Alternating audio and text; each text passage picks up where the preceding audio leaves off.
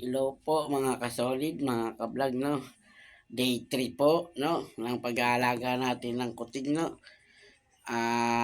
Yun na nga, no? Kaso isa na lang naiwan sa ating kuting. Hindi ko pa alam kung nasaan yung isa. Nakatakas kasi, no? Mga kasolid at mga kablog, no? At ayun na nga, syempre, nilinis natin ang ating kuting ng baby wipes, no? Na para sa ating kuting, no? At kung pet lover ka, no? Bumili ka na nito, no? At ilalagay ko po sa comment section ang link, no, mga ka-vlog, no? At ito na nga, no?